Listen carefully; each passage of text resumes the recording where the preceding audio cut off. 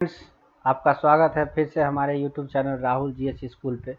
दोस्तों, आज दुनिया के एक कोने में एक और सीज फायर हुआ है। जो दो देश है उनका नाम है थाईलैंड और कंबोडिया। तो आज का टॉपिक यही है कि थाईलैंड और कंबोडिया के बीच क्या इशू है जिसके कारण दोनों देश अक्सर लड़ाई करते हैं या युद्ध में शामिल हो जाते हैं। दोस्तों, उसको जानने से पहले देख लेते हैं थाईलैंड और कंबोडिया का कुछ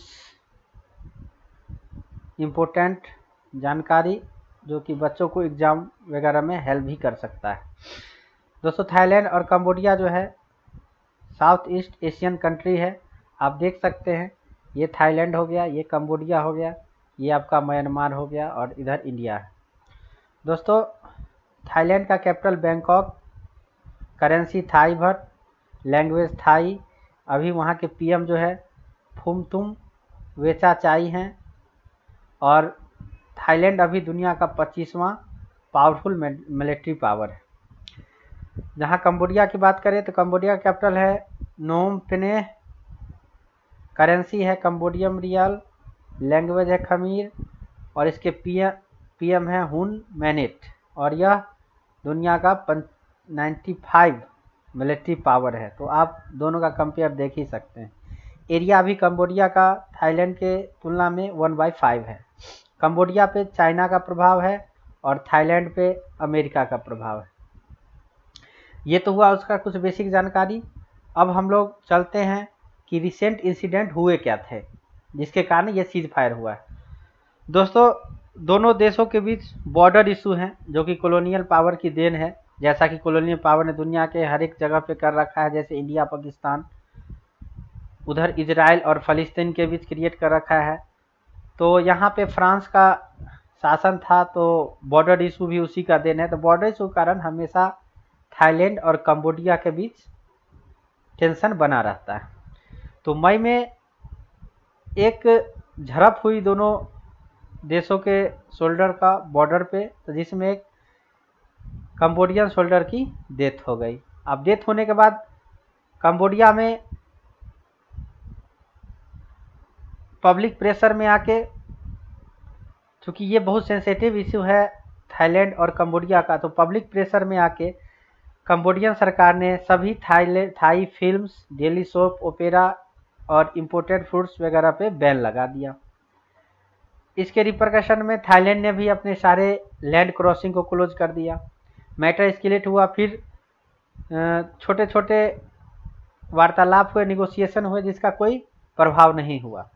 फिर जुलाई में मैटर एस्केलेट तब हुआ जब एक थाईलैंड शोल्डर ने अपना एक लेग को खो दिया और आरोप थाईलैंड ने लगाया कि कंबोडियन ने एक माइन बिछा रखा था जिसके कारण उसके शोल्डर का ये लॉस हुआ है। मैटर इसमें एस्केलेट कर गया कि दोनों देशों ने अपने डिप्लोमेटिक रिलेशन भी खत्म कर लिए, जैसा कि अक्सर हम लोग भारत पाकिस्तान में देखते रहते हैं।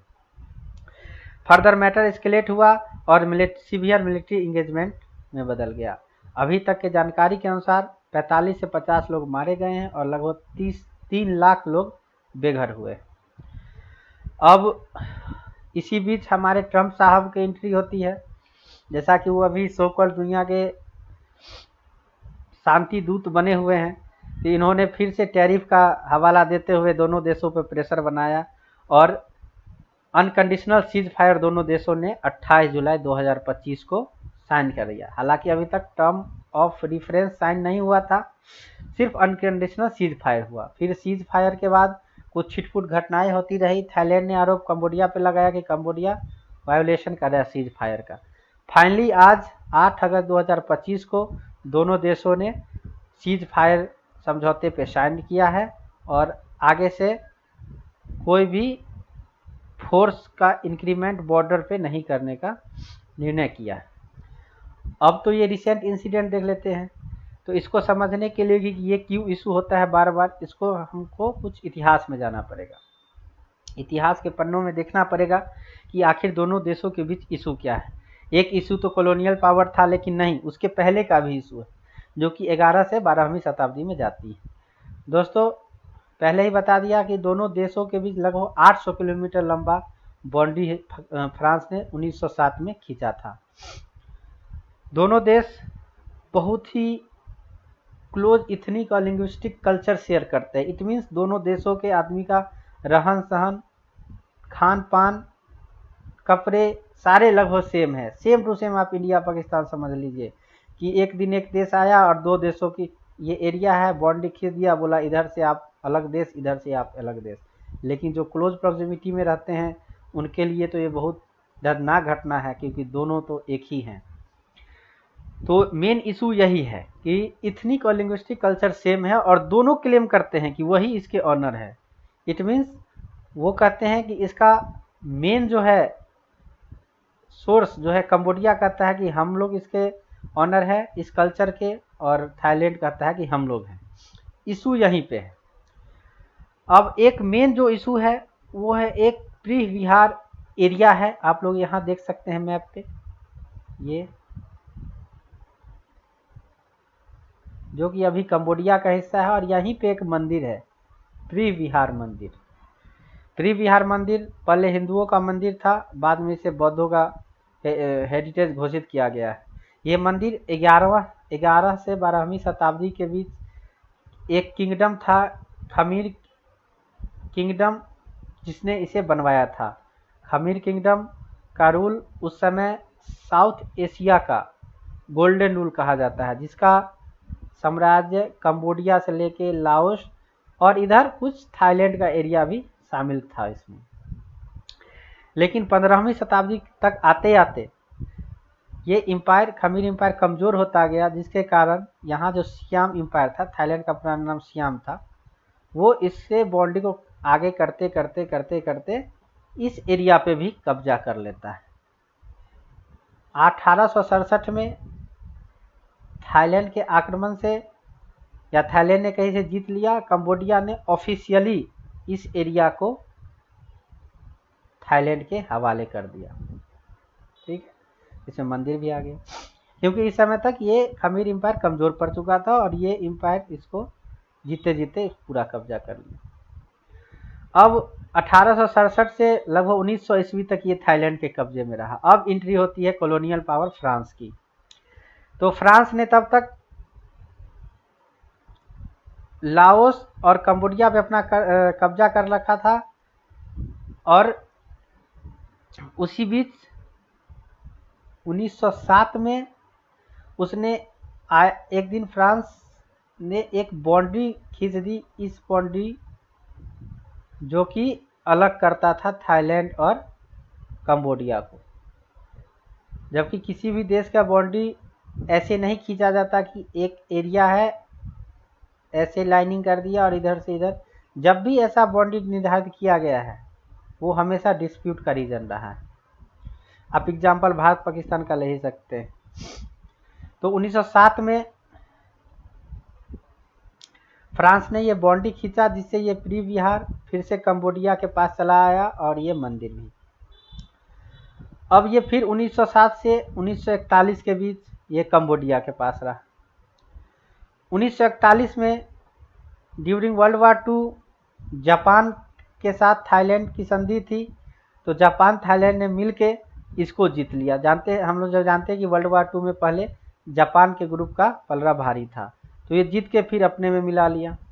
लेकिन जैसे ही वर्ल्ड वार 2 खत्म हुआ, फिर इस एरिया को फ्रांस ने इससे लेके कंबोडिया को दे दिया।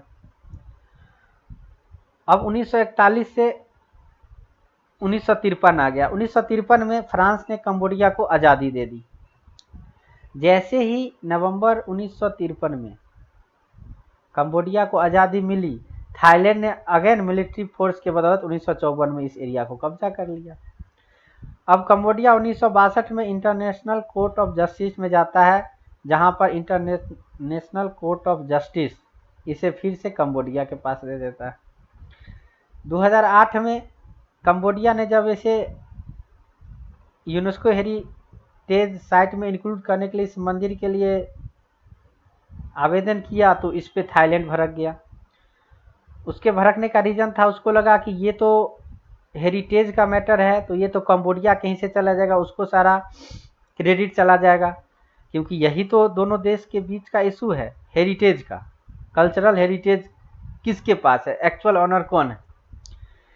फिर 2013 में again international court of justice ने इसे कंबोडिया के पास ही रखा।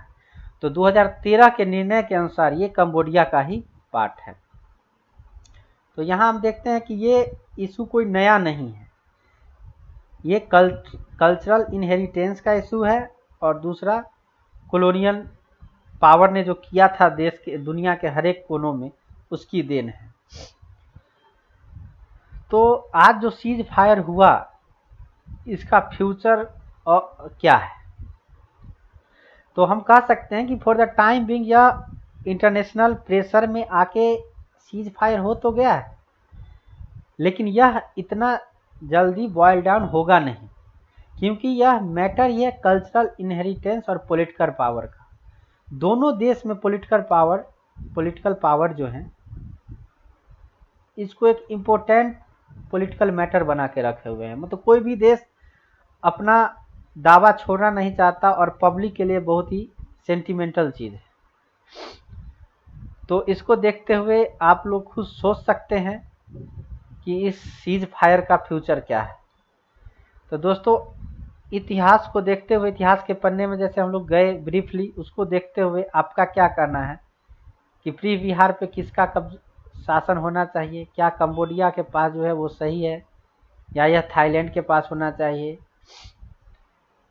इस पे आगे क्या, आगे फ्यूचर में फिर से कोई बड़ी युद्ध इस पे हो सकती है? तो इस पे आप लोग अपना विचार दीजिए। लेक्चर अगर अच्छा लगा हो तो सब्सक्राइब कीजिए। दोस्तों, सब्सक्राइब नहीं हो रहा है, वीडियो पे प्यार आप लोग का मिल रहा है, लेकिन सब्सक्राइब नहीं हो रहा है। तो प्लीज़ इसको सब्सक्राइब कीजिए, लाइक कीजिए और शेयर कीजिए, और ऐसी जानकारी के लिए हमसे जुड़े रहिए। धन्यवाद। जय हिंद, जय भारत।